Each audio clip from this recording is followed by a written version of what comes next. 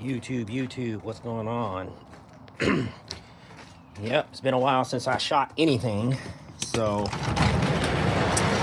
it is basically almost spring 2025 if we're going in chronological order. The New Year's turn and everything is underway for the New Year's. Yeah, it's been a while since I gave updates on the car. It's just been parts gathering and time to do it, money to do it. I mean, you know, if you know, you know. So, let me go through what's going on. So I have a lot of suspension parts. I actually have a K-frame and all that stuff, and I'll show everything, and I'll show you what I'm doing at this point. It may go fast, it may go slow, but hopefully I can be done by the end of the year or early next year. So here we go. So first thing is, these headers are 1 3/4 inch with a 3-inch collector. These are mid-length 302 headers. They do have 2-inch bolt patterns. These were made by D&D Specialties. If you know who they were in business for over 30 years. They went out of business last year or so, and they had a lot of overstock parts that they were getting rid of. So I bought their painted headers, 1 3/4 inch primary, 3-inch opening. You know, most people go, oh, go 2.5-inch exhaust for the stuff that I'm going to do. I'm just going to do it the same size as the collector. I mean, what's going to hurt? Probably nothing. Probably nothing.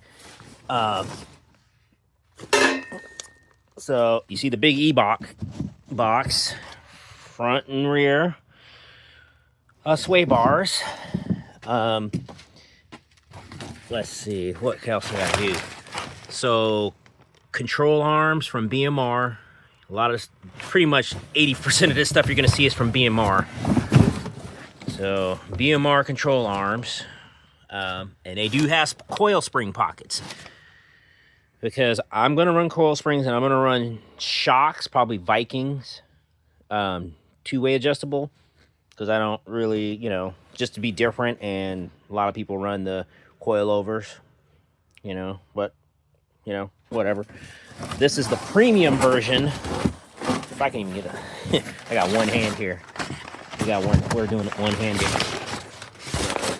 That's the angle finder. I'm gonna use that in my opinion and all that stuff when I do that, which is gonna be part of what I talk about next. But yeah, this is a front K member with coil spring pockets. I wish I could just, this thing's hard to pull out. Like, it's actually pretty hard to pull out. So you see it's got the top coil spring pocket, and then the A-arm's got the bottom spring pocket. So obviously, you know, I'm gonna run, you know, this thing's light.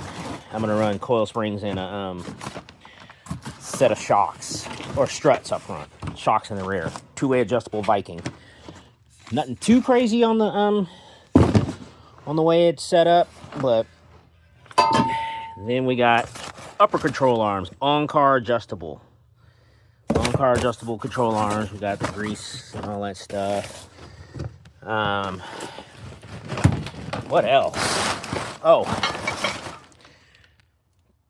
tubular from BMR, tubular upper torque box reinforcements. The reason I don't have the lowers is because, well, the lowers are done. And this is the other piece to the torque box reinforcements. Yes, I do have also have on-car adjustable upper control arms. Yeah, it's got a coil spring perch. Like I said, I'm running coil springs and shocks just like a stock car. It's just, you know, way better. Got obviously a spherical fitting on one side, on-car adjustable. Let's see. Well, this is parts reveal, so let me get back to you in a minute. All right, here we go. Parts reveal, opening stuff. So I did open this already. So these are dust shields. They are for 95 Cobra. That's all from late model restoration, left and right. caliper brackets from Lamar. I haven't got the calipers yet. For the rear end housing, we got these aluminum bushings for the rear end housing, upper rear end bushings from BMR. Got all the hardware for it. Let's see. We'll go outside and we'll actually open some boxes. See some open boxes. And let's see here. Opening some boxes. Well, Richmond. So I went back and forth on this. So I got Richmond gears because they're it's name brand gears and all that stuff. These are 410s, and I'll show you why. There's 410s in the rear end, but you don't know what you don't know. You don't know what you got. So I basically bought new ones. But when I bought all this stuff from Quick Performance, which I'll show you, I bought 355s because I thought I was going to do it to C4. So I do have 355s if I was going to go C4.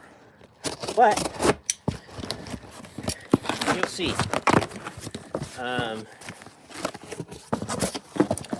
I mean, I pretty much got everything to take to this guy to build. 8.8 Ford stuff. You see the washers right here.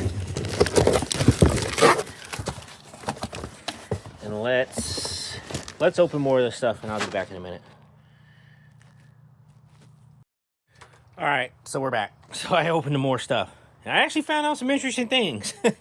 So the interesting thing is I got apparently 2 TA Performers. I don't know if when I bought the kit from Quick Performance, they already included it. And I was like, oh, I need to buy one because it didn't say it's included. Well, apparently it was included because I bought a second rear end cover. So I got 2 of these bad boys. Hey, if you want it, hey, I'll sell it to you. But anyways, I got a TA Performance 8.8, got the aluminum cover. I got all the install kit, all the bearings for an 8.8 to install it, so they can install it. Eaton True Track, because why go with the clutch posi when you gotta rebuild those things forever and ever? And Eaton True Track is the best way. These are the 355 gears. Like I said, there's 410s in the rear end. I bought 410s, new 410s, so I know they're new because I was tossing the idea back and forth with 355 or 410, but definitely going to be 410, one way or the other. Moser box length axles, 31 spline, so we're good there. 3-inch lug nuts, 3-inch studs to go in there. So you're probably like, how, like, okay, 410s, C4. Here's the car. 410s in a C4, obviously not. You see it. I did source locally and pick up, even if it's got to be a core, it is an AOD. It is a true AOD, not an AOD, not a 4R70W or anything like that. Picked it up locally within an hour of me, or within 30 minutes of me. But yeah, the linkage face is up. I know I probably got to face it down for column shift, and I've seen people do column shifts with AODs. Kind of interesting how you retrofit it. All that time ago, probably all those years ago, and there it is, the rear end, 8.8 rear end out of a Mustang 91, 92 GT.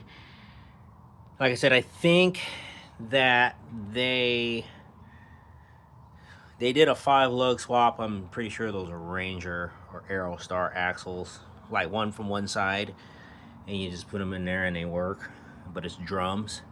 But you see, I got the SN95 stuff. If I can, don't know if I showed this on my channel ever, but let me see if I can do light. I probably can do light, but let me see if I can do it.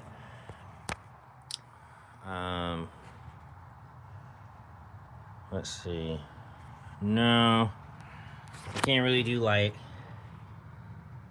but you see it hanging there, and the subframe connectors, and that's there's a lower torque arm reinforcement right there. I bought these off a guy from our group, and I had them welded in. I had them powder coated, and then welded in, which obviously is not a great idea. It's actually backwards. Should have just had them painted after they were welded in. Obviously, you know, I haven't really done a car at the level that I haven't done it, you know, because I haven't never had to weld in subframe connectors, because most of my cars, well, all of my cars I've ever built have been full frame, whether they've been GM or something else. So, anyhow, yes, it still runs. Yes, I've driven it. I drove it in the last couple weeks with my youngest son. It's just been a long time coming. It's been a long time coming. It's been a long time coming on this. So hopefully I can move faster on this. It just depends on a lot of different factors. But, I mean, that's what I'm doing tomorrow. Is I'm getting that rear end rebuilt by a local guy. I just got to drag it off that pallet and put it in a truck and get it to where it needs to be, which isn't really far. So that ought to be cool. But yeah, this is pretty much my update on the Zephyr. Like I said, I got a bunch of BMR suspension parts. It's pretty much going to be all BMR other than the shocks and stuff like that. But yeah, it'll have a new subframe and all that stuff and whatnot. Engine wise, still tossing around ideas. It just depends on when I pull it out and take it to the machine shop I want to take it to, what they say about all the parts that are internal. I mean, I want to go stroker, but, you know, I'm going back and forth. Do I want to go stroker, or do I want to go and take it, and if my crank's good, I might as well just heat my crank and just bump up the compression, get a bigger can, you know, and all that stuff. Yeah, you know, it'll be more RPM, but it's also a shorter stroke, so take that how you will. So we'll deal with that when we deal with it, but at least now we can run the gear, you know, the higher RPMs and stuff like that on the street, and then tone it down on the freeway with that guy right there. I'm probably for sure gonna go one-piece shaft. I'm not gonna do a two-piece. I'm probably gonna do a one-piece shaft on an AOD. I don't know. Heard a lot of people break those things, and even with them building it up, it's always the one piece. They always break it. There was one guy that, like, a while ago, he broke 2 of them. So he built it, broke it, then built it again, then broke it again, and he's like, I wish I had went one-piece shaft. Which I don't, you know, that just means that there's no lockup.